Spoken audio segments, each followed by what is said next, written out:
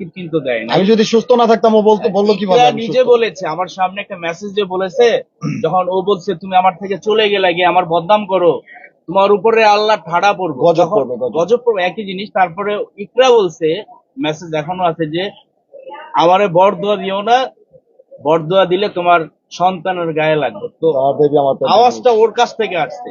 এখন ও কি বলছে ও ভালো জানে, মানে এখন আপনার বুঝাইতে চাইতেছেন ইকরার পেটে সাকিবের বাচ্চা নাই, সেটা আমরা জানি না। ইকরা বলছেন একটা মেয়ে ভালো বলতে পারে। আপনি তো জানেন না, সাকিব তো জানেন। আমি জানি ভাই, আমি শারীরিক ভাবে পুরোপুরি সুস্থ আছি। এখন আমার একটা ট্রিটমেন্ট, আপনার আঙ্গুলটা তো জোড়া লাগছে, আপনার আঙ্গুলটা কাজ করতেছে।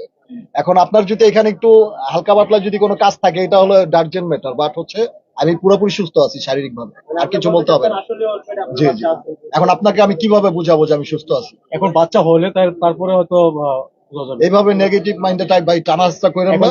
আমাদের ভালো কাজগুলো হচ্ছে এই করেন, ভালো লাগলে প্রচার করেন, আর না হয় মানুষের ওই যে নেগেটিভ সাইড নিয়ে পড়ে থাকেন না সারা জীবন। নেগেটিভ না, মানে দর্শক যেটা বলে, আমি যেটা বললাম, দর্শক বলতে যে ওর পেটে যে বাচ্চাটার বিষয়ে বলতে যে আপনি সুস্থ না, তাহলে ওর বাচ্চা হলে কি করে, এখন বলতেছেন আপনি সুস্থ, তার মানে আসলে কি আপনার বাচ্চা ওর পেটে আছে? আমার যে অপারেশনটা বাকি আছে এটা আমি না করলেও চলতে পারবো। মানে আমার আমার আমার যেটা মানে যেভাবে ডক্টর আমাকে রিলিজ দিয়েছেন, আমি ওই অপারেশনটা আমার আমার ইচ্ছা, আমি যদি করলে করি আর না করলে নাই, মানে এইভাবে বাঁচতে পারবো। আমি সুস্থ। বাচ্চা এটা আপনার? হ্যাঁ হইতে পারে। আরেকটা জিনিস হচ্ছে কি, ডক্টর রিলিজের সময় আমি ছিলাম এখানে, ঢাকা মেডিকেল কলেজ হসপিটালে যারা বড় ডক্টর ছিল, পরিচালক ছিল, ওনাদের সাথে কথা হয়েছে। ওনার যে কন্ডিশন, সেই কন্ডিশনে উনি বিয়ে করলে বাচ্চা কনসেপ্ট করবে। হ্যাঁ, বাচ্চা কনসেপ্ট করবে, এটা নিঃসন্দেহে ডক্টর বলে দিচ্ছে। তো এতটুকু তো আর আর কি এখানে তার বিষয়ে আর ক্লিয়ার করে বাকি আছে? বলতে গেলে সে পুরোপুরি সুস্থ। রিসেন্টলি বিডি ইমরান কিন্তু একটা ইন্টারভিউ দিয়েছে এবং সেখানে বলছে কিন্তু আমরা ফ্রেন্ডরা দেখেছি যে জুনিয়র ও একদমই ফালতু কথা বলছে, ও যে একটা ফালতু মার্কা লোক।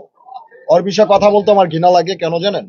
কারণ ও নিজেই বলছে আমি নাকি ওর ফ্রেন্ড না, আর ওইসব টিকটকার আমার ফ্রেন্ড হওয়ার যোগ্য না। আচ্ছা ভাই, মানে বিডি ইমরান বলছে আপনার লুঙ্গি উঠকে আমি লুঙ্গি পরেই যাই নাই ভাই, আপনি প্রত্যেকটা ভিডিওতে দেখবেন আমি জিন্স প্যান্ট পরা ছিলাম, ওই কথাটাই তো ভুল বলছে।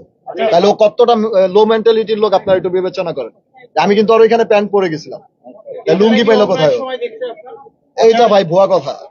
সাকিব ভাই, আপনি বলেন যে কোন টিকটকার আপনার ফ্রেন্ড না। হ্যাঁ, আমরা কিন্তু ইদানিং দেখেছি মামুন, প্রিন্স মামুন ভালো একটা ছেলে, ও লাইকিতে ছিল। হুম। একটা সতর্ক একটা বার্তা দিয়েছে, আপনি দেখেছেন?